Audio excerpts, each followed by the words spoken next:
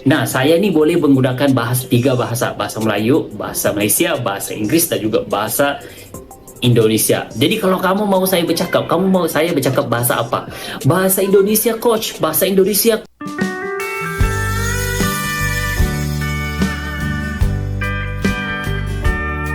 Assalamualaikum warahmatullahi wabarakatuh. Halo guys, jumpa lagi di channel ini. Oke, buat teman-teman yang nonton video ini, seperti biasanya saya harapkan mudah-mudahan kabarnya selalu sehat.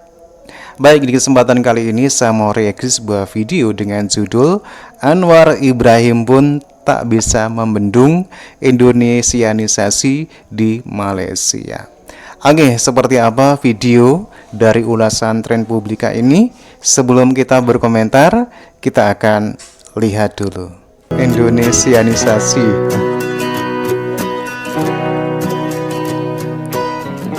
Suka atau tidak, inilah yang sebenarnya dialami oleh negara tetangga kita Malaysia atau negeri ujung Medini.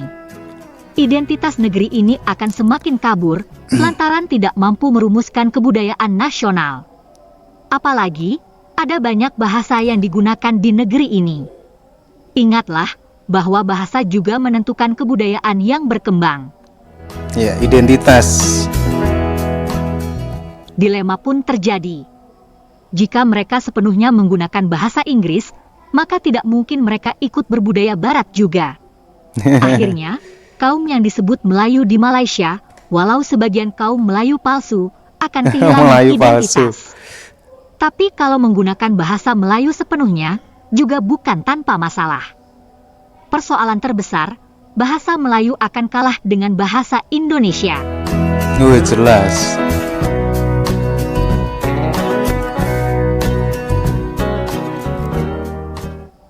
Untuk menutupi kekalahan inilah, Profesor Malaysia berusaha memberikan label Melayu pada bahasa Indonesia. Cara licik ini jelas ditentang keras oleh rakyat Indonesia. Tak masalah pula, mereka memakai kosakata bahasa Indonesia dalam bahasa Melayu.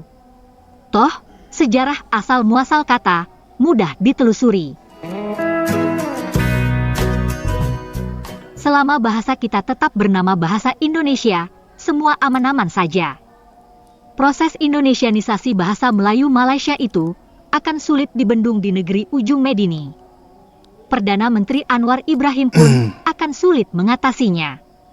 Di era media sosial, hal ini semakin susah dihindari.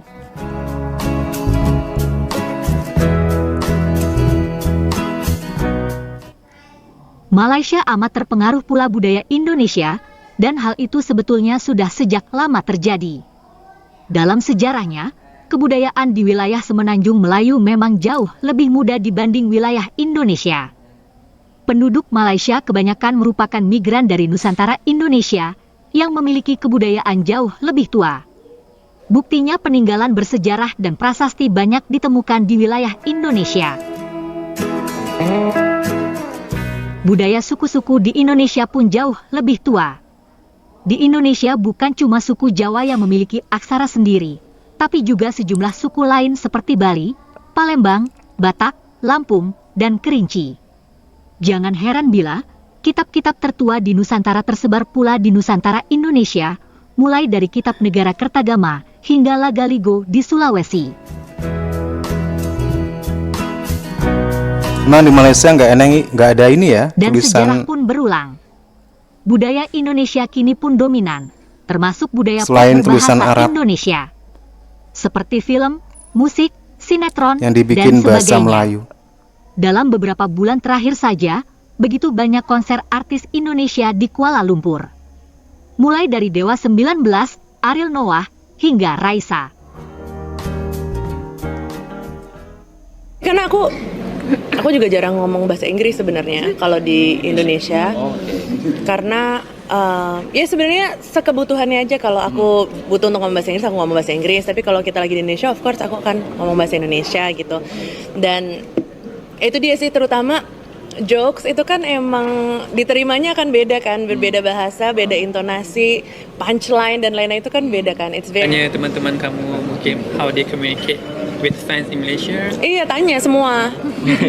Semua kayak Teh Ocha, Agan, kemarin juga Rizky, Febian, Iki. Aku tanya juga pakai bahasa apa sih, terus terus mereka ya udah pakai bahasa Indonesia aja. Bahasa Indonesia aja, semengerti. Semua udah nonton sinetron. Kecil.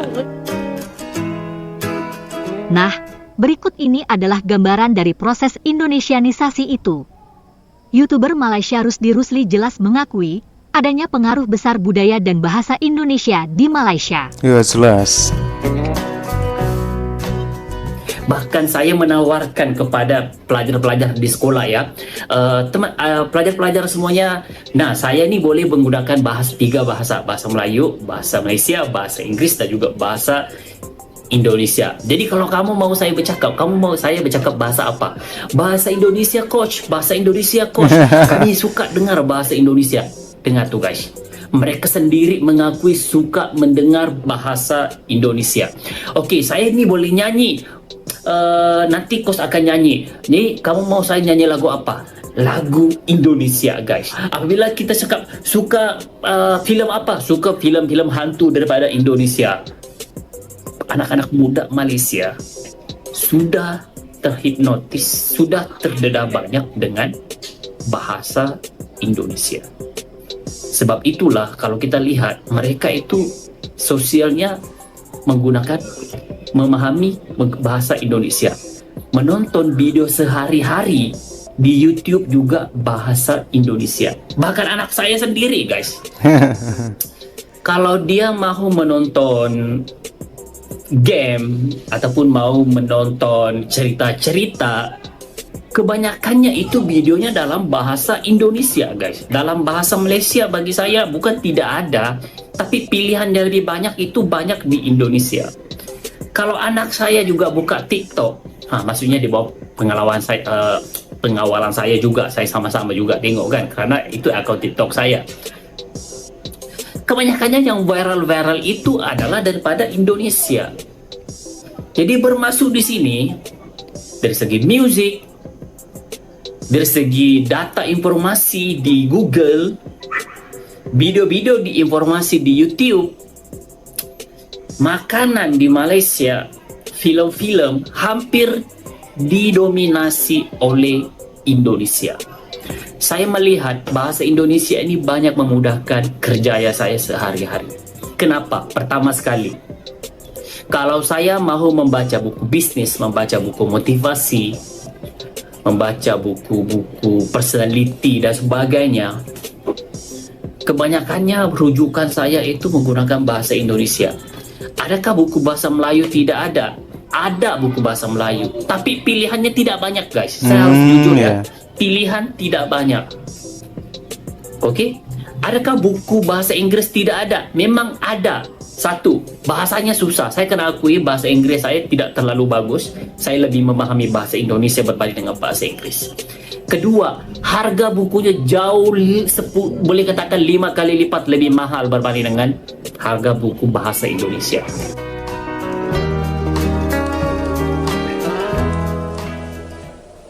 Terima kasih ya teman-teman sudah menonton sajian kami. Semoga bermanfaat dan sampai jumpa lagi.